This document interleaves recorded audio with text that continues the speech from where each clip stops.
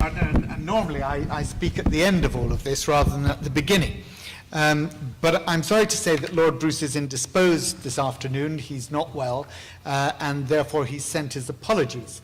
That is a source of sorrow, but the source of joy is that he has also prescripted his remarks, and therefore I will deliver them to you, probably not in as refined a Scottish accent as he would have done, but in a Scottish accent nonetheless. Good afternoon and welcome to the Democracy Forum. I'm delighted that so many of you have decided to attend the seminar today, and I'm very grateful to all our speakers who have answered the invitation to participate. Our seminar topic, Extremism in the UK, a discussion of threats and challenges, tackles extremism in all its forms, but principally the existence of jihadism and the consequent rise of Islamophobia. Extremism is a growing phenomenon that risks destabilizing our society and poisoning community relations. In seeking to identify this threat, it is important to understand the origins of extremist behavior and its true nature.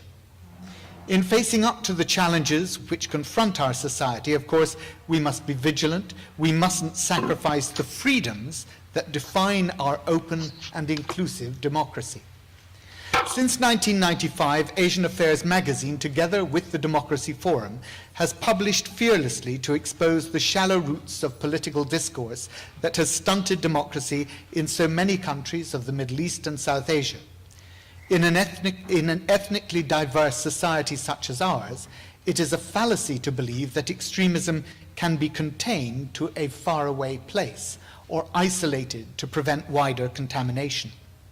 Not only is extremism prevalent in many places in the UK today, but inevitably it is connected in cyberspace by myriad threads around the world. It's important that we understand it for what it is. Extremism is a parasite that feasts off fear and hatred. In tracing its causes, we must be able to debate freely the flawed ideology that it espouses, but also we must be careful to understand the motives of its adherents. Salman Rushdie was quick to defend the decision of PEN America to honor Charlie Hebdo, the French satirical magazine, following the murder of its editorial staff by Al-Qaeda in 2015. Rushdie asked, "Why can't we debate Islam? It is possible to respect individuals, to protect them from intolerance, while being skeptical about their ideas.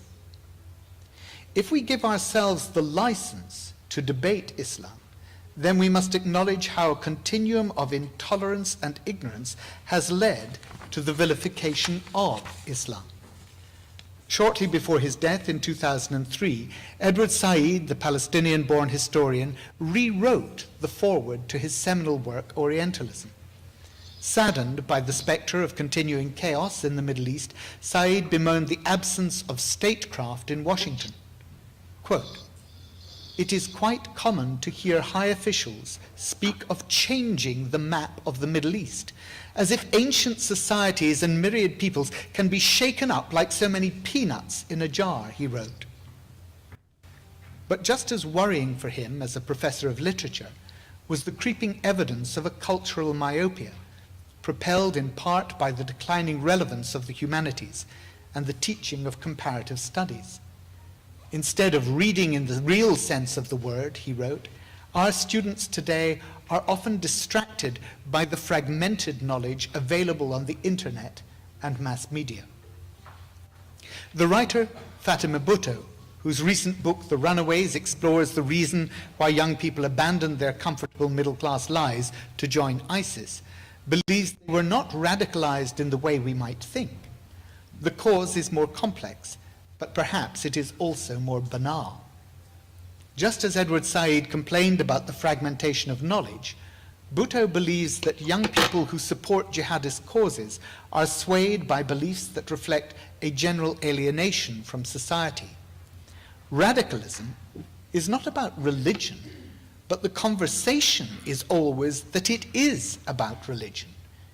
It's absolutely a category error, she writes.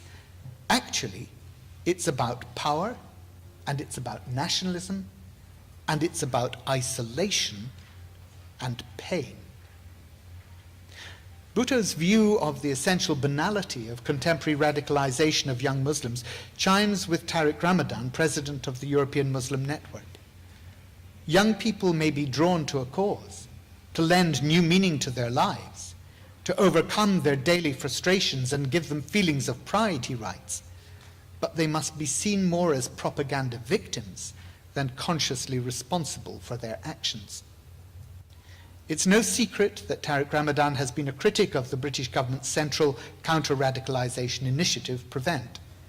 As many of you will be aware, the government published the terms of reference for an independent review of PREVENT at the beginning of the week. When it was first launched by the Home Secretary Amber Rudd, PREVENT's central premise was criticised by the independent reviewer of terrorism legislation, David Anderson QC, who warned that the programme is clearly suffering from a widespread problem of perception. It is perverse that PREVENT has become a more significant source of grievance in affected communities than the police, he added. The lack of transparency encourages rumour and mistrust to spread and to fester. It's interesting and revealing that the terms of reference for the review of PREVENT are connected to many of the issues which will be discussed here today. I congratulate the Democracy Forum for convening such a relevant seminar, for having the courage to tackle controversy and expose contradiction, and yet again make a profound contribution to an important concern of our time. Good legislation clearly needs to be debated widely and vigorously if it has any chance of being accepted by the community for whom it is written. I'm sure our speakers will rise to the challenge, and I wish you well in your deliberations this afternoon. And I'm sure all of us wish him well in his recovery. Thank you very much.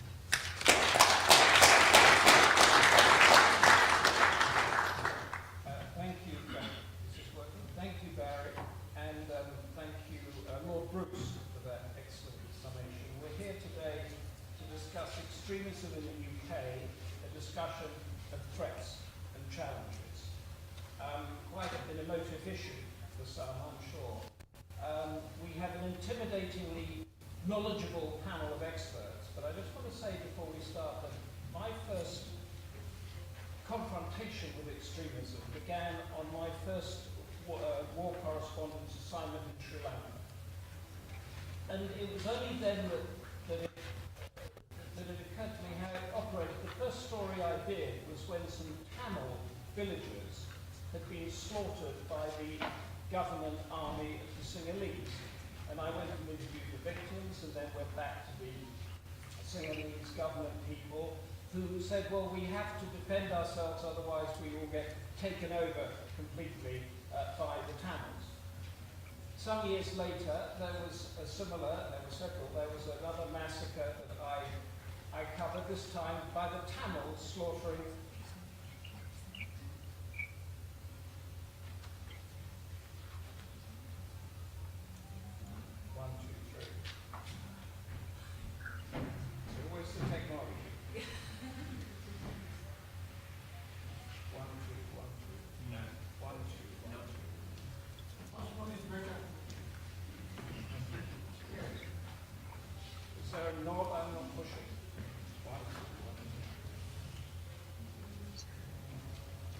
Humphrey, this mic was working, so perhaps use this one.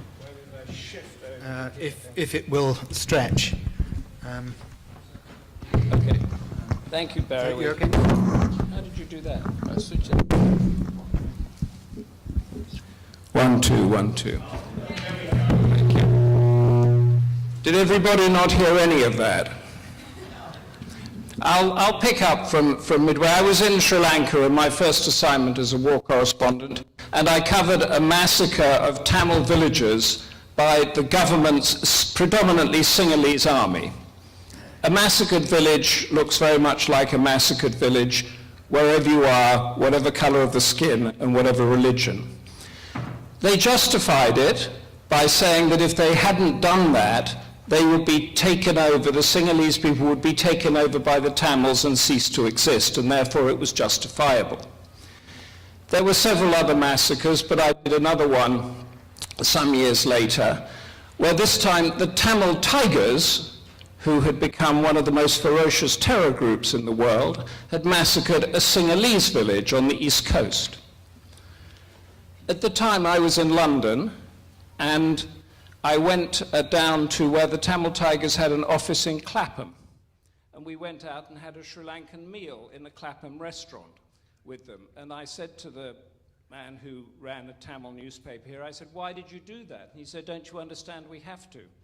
We have to show them that they can't massacre our villagers and we won't massacre theirs." I said, "But there are women and children and the elderly there."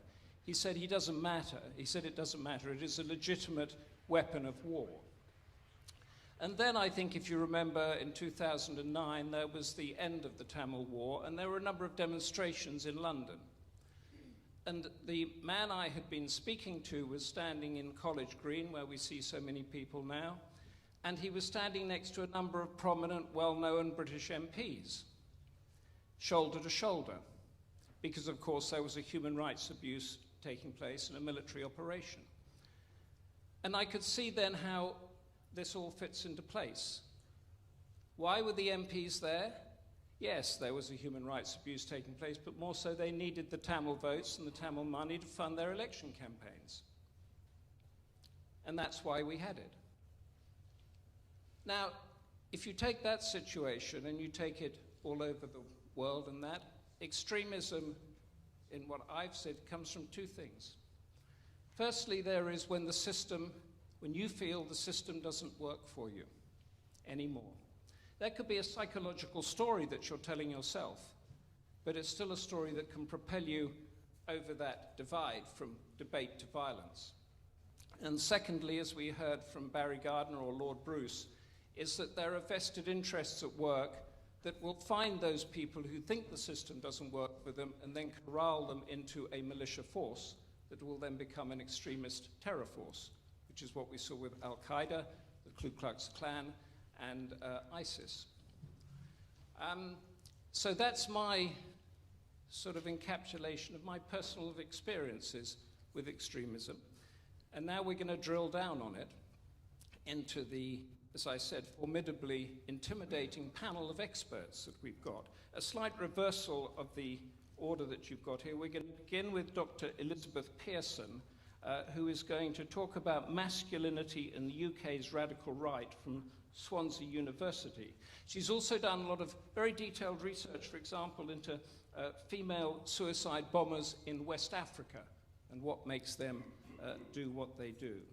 That's going to be followed by Dr. Paul Stott on my right here.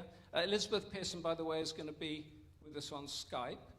And no filming, no photographs, no recording at all of what she's going to tell us, because it's that detailed and that interesting. So please adhere to that. Dr. Paul Stott from the Henry Jackson Society, the Center for the Response to Radicalization and Terrorism. He's going to tell us about the venues where Islamist extremists gather and how diverse they are. It's not just mosques. Wait to hear what he's got to say. And then Dr. Edgar Tempo here on my left. He's done studies into the decision-making that was made in the UK terror, defense and intelligence agencies post 9/11, up from 9/11 up to 2009, the good things and the mistakes, presumably, that we're going to hear that were made. So let's begin with Dr. Pearson on Skype, and as I mentioned again, no